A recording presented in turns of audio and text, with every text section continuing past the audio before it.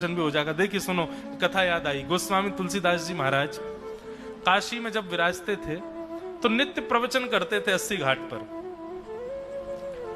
80 घाट पर रोज कथा करते थे। उनका नियम था कि वो रोज सवेरे सवेरे शौच आदि के लिए वन में जाते थे और वन में एक पात्र में जल लेकर के जाते थे और शौच आदि से निवृत्त होने के बाद में जो जल बच जाता था, जो प्रयोग हो गया वो तो चला गया, जो बच जाता था उसको एक पेड़ की जड़ में डाल देते थे। ऐसा करते करते करते करते 12 वर्ष तक बेनागा उनका ये नियम चला। ये सामान्य सा नियम था और कोई ऐसा कोई सदनियम भी नहीं था। बहुत सहज सरल और सामान्य सा एक नियम था। लेकिन ऐसा नहीं कि आप भी ऐसा करो। एक बात बता रहा हूं, तो उनका जो शेष जल बच जाता था वो एक वृक्ष की जड़ में डालते थे। 12 वर्ष पूर्ण हुए और 12 वर्ष पूर्ण होते जैसे उन्होंने वो बचा हुआ, उनका कोई ऐसा नियम नहीं था। मार्ग में रोज वही पेड़ दिखता था तो उसमें डाल देते थे। 12 वर्ष पूर्ण होते ही जैसे वो जल डाला तो ऊपर से एक प्रेत प्रकट हो गया और प्रेत ने प्रकट होकर के महाराज गोस्वामी जी को दर्शन दिए। बोले आप ही मुझे मुक्त करेंगे, आपने मेरी प्यास बुझाई है महाराज। 12 वर्षों तक आपने ही मुझे जल पिलाया है। मैं एक ब्रह्म राक्षस हूं, मैं था तो ब्राह्मण, लेकिन मेरे द्वारा एक अपराध बना, इस वजह से मैं प्रेत योनि में भटक गया हूं। आपने जो जल पिलाया उससे मैं आधा मुक्त हो गया हूं और भी मुक्त हो जाऊंगा, कृपा करके। उसने आदि आदि चर्चा की। लेकिन गोस्वामी जी का स्वभाव देखो, जैसे ही पता चला कि प्रेत है, हम होते तो भाग जाते वहां से, अरे प्रेत आ गया भागो। लेकिन उसने अपना परिचय दिया कि मैं प्रेत हूं। तो गोस्वामी जी कहते हैं तुम प्रेत हो? बोले जी। प्रेत के पास में एक विद्या होती है। बोले क्या? उसको देव भ्रमण के बारे में संज्ञान होता है। उसको यह पता होता है कि देवता कहां भ्रमण कर रहे हैं, क्योंकि प्रेत देवताओं से भागता है। जैसे चोर को पता होता है पुलिस अभी कहां एक्टिव है, ऐसे प्रेतों को भी पता होता है देवता कहां एक्टिव है, कहां धर्म पूजन चल रहा है, कहां पर कथा चल रही है, कहां ज्ञान चल रहा है, वहां से दूर रहते हैं वो। तो तुम प्रेत हो तो तुमको निश्चित ही ये तो पता होगा कि देव भ्रमण कहां चल रहा है, उसका संज्ञान होगा। बोले मैं तुमसे बस प्रार्थना करना चाहता हूं, तुम मुझे राघव जी का दर्शन करा दो, राम जी का दर्शन करा दो, मुझे बता दो वो कहां है। प्रेत के भी आंसू होते तो वो आंसू निकल आते तुलसीदास जी की बात सुन करके। बोले देखो हम प्रेत हैं, हमसे कोई प्रेम से बात नहीं करता, सब भागते हैं। लेकिन ये गोस्वामी जी का भाव देखो। संसार के व्यक्ति को यदि ये पता भी चल जाए कि प्रेत है, प्रेत के पास में दिव्य शक्ति होती है, तो कुछ मांग लेते, लेकिन मांगा भी तो भगवत दर्शन। प्रेत ने कहा, बोले देखिए राम जी का दर्शन अगर मुझे हो गया होता तो मैं प्रेत क्यों होता, मैं तो मुक्त हो गया होता। पर श्री राम जी के परम प्रिय श्री हनुमान जी महाराज वो कब कहां विचरण कर रहे होते हैं ये हम प्रेतों को पूर्ण रूपेण पता होता है। और इस समय जो हम लोगों को खबर है कि श्री हनुमान जी महाराज कहां एक्टिव हैं, तो श्री हनुमान जी महाराज नित्य 80 घाट पर गोस्वामी तुलसीदास जी महाराज की कथा सुनने के लिए आते हैं। गोस्वामी जी बोले मेरी कथा में हनुमान जी आते हैं? बोले जी। बोले उनका रूप स्वरूप? बोले रूप स्वरूप में तो नहीं आते, वो एक दीनहीन सा रूप धारण करके आते हैं। अवाष्पवारी परिपूर्ण लोचनम, नेत्रों में आंसू भरे होंगे, समझ जाना वही श्री हनुमान जी। गोस्वामी जी बोले जय हो, धन्यवाद भैया, तेने बड़ी कृपा की। देखो ये बात, ये कथा मैंने क्यों सुनाई, 12 वर्ष तक एक सामान्य नियम का पालन किया गोस्वामी जी ने, तो उनको एक प्रेत ने प्रकट होकर के हनुमान जी का परिचय बता दिया। ये बात सत्य है कि यदि कोई व्यक्ति नियम से रहता है और उस नियम का नित्य पालन करता है तो वह नियम ही उसको सिद्धि प्रदान करता है। और सिद्धि के रूप में हमको कोई ऐसी सिद्धि नहीं चाहिए किसी का भविष्य बता दें या उस सिद्धि से हम कुछ फूल प्रकट, ये सब सिद्धियां नहीं है बंधु, ये चमत्कार है। सिद्धि का मतलब तो ये होता है पूर्व में ही संज्ञान हो जाना कि कोई घटना का क्रम तो नहीं, किसी को देख करके उसके प्रति सद्भाव या कुभाव का वाचन कर देना। सिद्धियों का मतलब भगवत प्रीति के लिए सदैव क्या क्या भाव करूं, ऐसी भावना चित्त में आना, ऐसी सिद्धि मिल देंगी। गोस्वामी जी को पता चल गया तो गोस्वामी जी कथा करने गए। कथा में बैठ के श्रोताओं को देखने लगे। तभी उन श्रोताओं में एक दीनहीन सा व्यक्ति पीछे कंबल ओढ़े बैठा, उसके आसपास भी कोई नहीं बैठा था। इतना दीनहीन दुर्गंध युक्त व्यक्ति कि लोग दूर खड़े थे उससे। गोस्वामी समझ गए, बोले जय है हनुमान जी। और जी हनुमान जी महाराज कथा सुनाते सुनाते कथा विश्राम हुई, सब लोग प्रणाम करके जाने लगे। गोस्वामी जी व्यास मंच से उतर करके दौड़ करके गए और उस व्यक्ति के पैर पकड़ लिए। पैर पकड़ते ही वो तो अरे अरे अरे व्यास जी आप क्या कर रहे हो, लोग मुझसे छुपते भी नहीं, आप पैर क्यों पकड़ रहे हैं? बोले अब कब तक पागल बनाओगे भगवान, मैं जान गया हूं आप कौन हो। आपकी इतनी लीला इतने गुण गाता हूं, मुझे दर्शन नहीं दोगे? दक्षिणा चाहिए मुझे, दर्शन दीजिए। और श्री हनुमंत लाल जी अपने रूप में प्रकट हो गए और प्रकट होकर गोस्वामी जी को हृदय से लगा लिया। बोले बस एक ही अभिलाषा है, श्री राघवेंद्र सरकार का दर्शन करना है। वो कहाँ है? हनुमान जी महाराज ने परिचय दिया। बोले जाओ, चित्रकूट में श्री राघव जी विराजमान है, वहां उनको दर्शन हुआ और इस प्रकार से गोस्वामी जी को भगवत साक्षात्कार हुआ। तो नियम कितना प्रभावशाली होता है, नियम का पालन करो। बंधुओं, प्रेत, अभी प्रेत की चर्चा हुई। प्रेत से एक भक्त ने वृंदावन में भी भगवान का दर्शन किया। मैं अभी जयपुर में सुना रहा था। और जिनकी ये कथा है महाराज जी, वो हमारे नाना जी के परिवार के हैं। मतलब हमारे नाना जी नंदगांव के थे, उन्हीं के ही परिवार के एक सदस्य की घटना है। तो एक बाबा रहते थे नंदगांव में और वो बाबा नित्य मधुकरी पाते थे। मधुकरी मतलब ब्रजवासियों के यहां से मांग के लाते थे मधुकरी प्रसाद और उसको बैठ करके जीमते थे। और जो मधुकरी प्रसाद बच जाता था ना, वो वहीं एक ग्राम सिन्न आता था उनकी कुटिया के पास, उसको खिला देते थे, उसको बांट देते, चीटियों में डाल देते, ऐसा ऐसा करते थे। एक बार उन बाबा को कहीं किसी अन्य स्थान पर 1-2 दिन के लिए जाना हुआ। अब 2 दिन के लिए बाबा चले गए। 2 दिन बाद तीसरे दिन जब लौट करके आए तो तीसरे दिन रोने की उनको आवाजें आने लगी, कोई रो रहा है। तो बाबा ने कुटिया से निकल करके पूछा, अरे भाई कौन रो रहा है, कहां से आवाज आ रही है?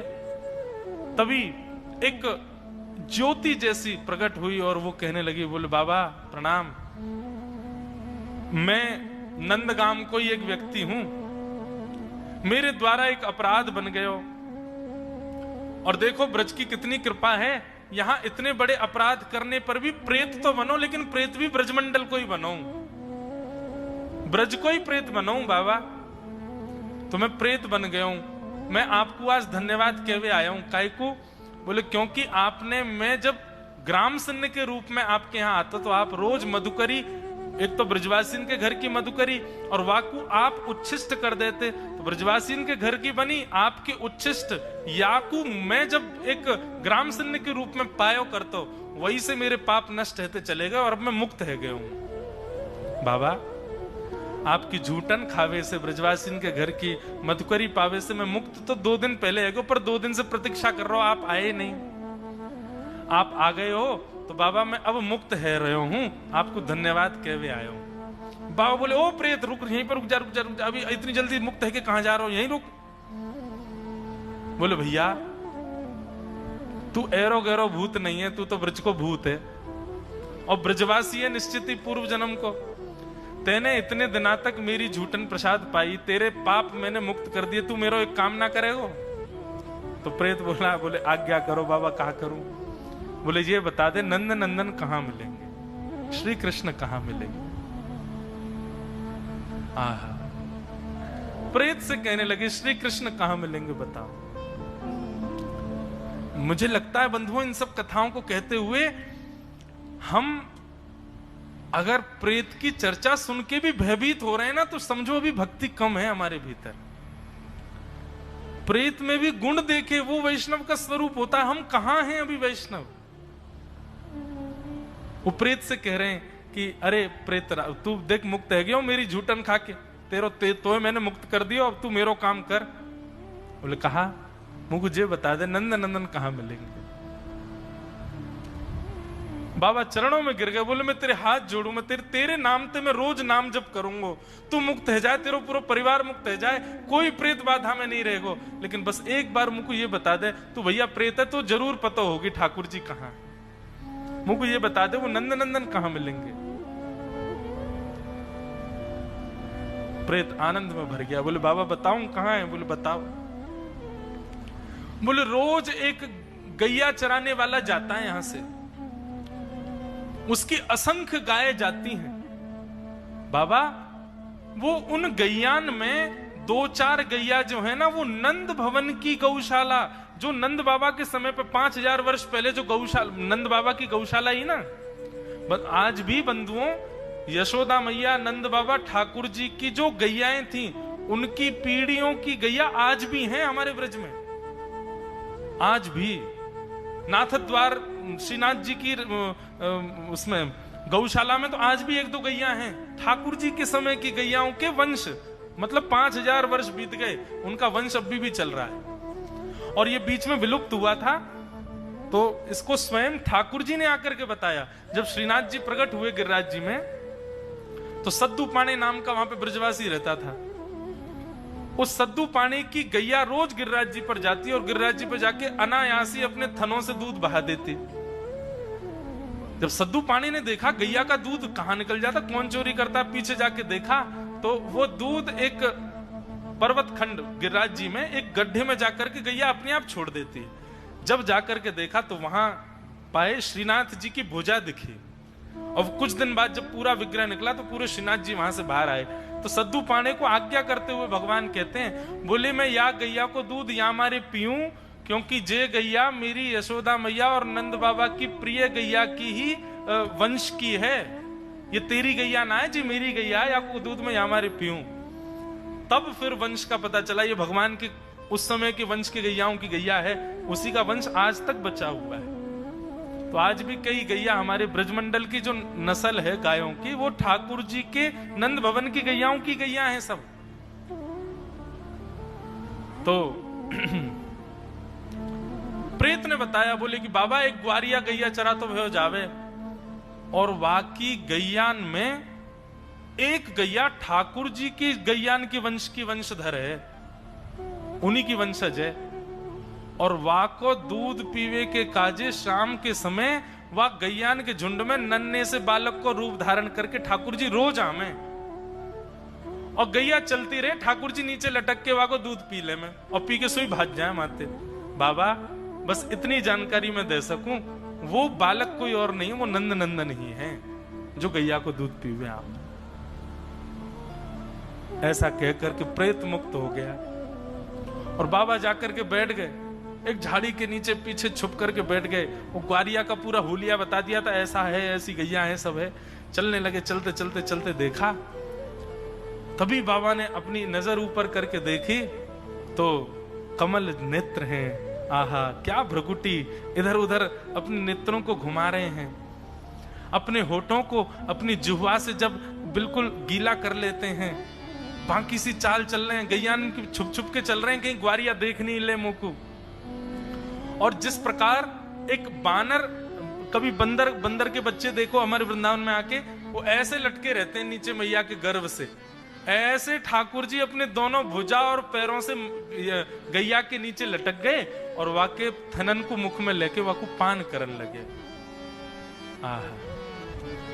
ये दृश्य जैसे ही देखा, बाबा तो आनंदित हो गए, चाह तो रहे थे कि अभी झपट लूं, लेकिन सोच रहे पहले दूध पीने तो पेट भर ले, फिर पकड़ूंगा। और दूध पी करके भगवान ने अपना मुंह पहुंचा, और जैसे चौकड़ी मार के भागन लगे, सामने बाबा आकर के खड़े हो गए, और महाराज चरण पकड़ लिए, बोले अरे लाला मिल गयो मिल गयो मिल गयो, आज तो मेरो कन्हैया मिल गयो, अरे तू ही मेरो परब्रह्म है, तू ही मेरो सर्वस्व है, अरे बड़े दिनाते भजन कर रहो लाला, आज तो मिल गयो। अब ठाकुर जी रो में, अरे दारी के बाबा मेरो पाम छोड़, मेरी मैया इंतजार कर रही है, प्रतीक्षा कर रही है, बहुत मारेगी, अब आगू पता चल गई मैं इतने विलंब से गया हूं तो बहुत बहुत डांटेगी। बाबा बोले आज नहीं छोड़ूंगा, बड़ी मुश्किल से मिले, अब तो पकड़ ही लूंगा। ठाकुर जी ऐसी हरकत करने लगे कि बाबा को ऐसा लगे कोई सामान्य बालक है जोर जोर से चिल्लाने लगे, अरे देखो ये बाबा मुंह को पकड़ के ले जा रहा है, मुंह को जाके शहर में बेकी आवेगो, अरे या बाबा को मूड फोड़ दो। ऐसे ठाकुर जी चिल्लाने लगे। वहां कुछ लोग इकट्ठे भी होने लगे, सब कहने, अरे बाबा जी कहां कर रहे हो, तेने ही छोरा कह पकड़ लियो, जन कौन से ब्रजवासी को छोरा है। बोले, अरे तुम ना जानो ही कोई ब्रजवासी को छोरा ना है, ये तो मेरा प्राण धन है, या को ना छोड़ूंगा या को तुम्हें ले जाऊंगा। इतने में ही ठाकुर जी जब समझ गए कि अब ये भाव इनका निर्मित हो चुका, अब ये पूर्ण रूपेण मेरे हो चुके, वो छोड़ेंगे नहीं, तुरंत ठाकुर जी ने उनके सिर पर वरद हस्त फेरा और फेर करके उनको अपने मधुर स्वरूप का दर्शन करा करके उनको हृदयांगित करके और बाबा को अपने संग ही गोलोक धाम को लेकर के चले गए। बोलो भक्तवत्सल भगवान की। बताओ, भगवत प्राप्ति किसी को गुरु कराते हैं, भगवत प्राप्ति किसी को धाम कराते हैं, मन